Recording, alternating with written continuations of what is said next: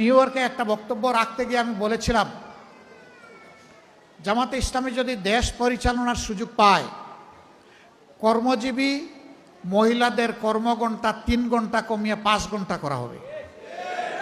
আরে যাই বলছি, বাংলাদেশের বঙ্গোপসাগরে জোয়ার শুরু হয়ে গেছে, চতুর্দিকে সমালোচনার ঝড়। হায় হায়, কি বলল জামাতের আমির সাহেব, এখন তো আর মহিলারা কোনো কাজই পাবে না।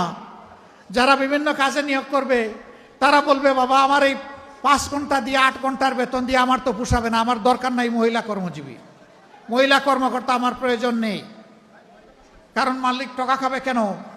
আরেক দল বলতেছে, যাও মহিলারা একটু রুজি রোজগার করতো, রাস্তাটা দিলেন আপনি বন্ধ করে। ভাই, একদিনে সব কথা বলা যায় না। বিবেচনা না করে, চিন্তা না করে এই কথা বলি নাই। আপনি কি আরেকটা মিটিংয়ে একজন প্রশ্ন করছে ভার্জিনিয়ায়, যে আপনি বলেছেন মহিলাদের কর্মঘণ্টা কমিয়ে দেবেন, এটা কি বৈষম্য না?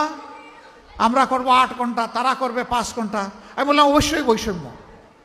আসেন দেখি আর কোনো বৈষম্য আছে কিনা। পুরুষরা বাম দিকে বসেছে, মহিলারা ডান দিকে বসেছে। পুরুষদেরকে বললাম, বোনরা আপনারা শুনবেন না এই প্রশ্ন।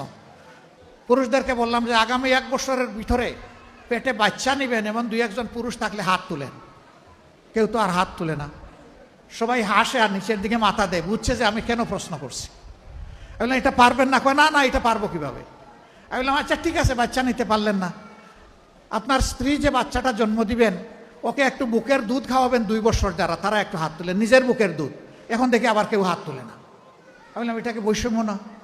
একজন পেটে গর্ভধারণ করলো, এরপরে বুকের দুধ দিয়ে বাচ্চাকে বড় করলো, আপনি কিছুই করলেন না, এটা কি বৈষম্য না? তো সে সব কিছু করবে, আবার প্রফেশনাল লাইফে এসে আপনার মতো 8 ঘন্টা কাজ তাকে করতে হবে, এইটাই বৈষম্য। এখন বলবেন যে শিল্প মালিক বাঁচবে কেমনে, সরকারের কাজ হবে কেমনে? অবশ্যই হবে।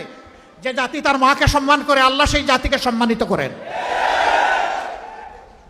চুররা চুরি করে সমাজ থেকে পকেট কেটে লুণ্ঠন করে যেই টাকা নিয়ে যায়, সেই টাকা যদি ফেরত আসে, সেই টাকা যদি সদ্ব্যবহার করা যায়, মায়েকে রানীর মর্যাদায় প্রতিষ্ঠিত করা হবে ইনশাআল্লাহ।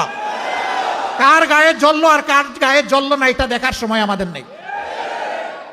মারা 5 ঘন্টা কাজ করে 8 ঘন্টার বেতন পাবেন ইনশাআল্লাহ। তবে সেই 3 ঘন্টার বেতন শিল্প মালিকদেরকে দিতে হবে না, এটা দিতে বাধ্য থাকবে সরকার। একটা সমাজের ভিত্তি হচ্ছে পরিবার। পরিবার যে সমাজের সুন্দর, সেই সমাজ সুন্দর হয়। পরিবার যেখানে এলোমেলো, সেই সমাজ ধ্বংস হয়ে যায়। আমরা আজকে ধ্বংসের মধ্যে পড়ে গেছি। এই সমাজকে ধ্বংসের হাত থেকে উদ্ধার করতে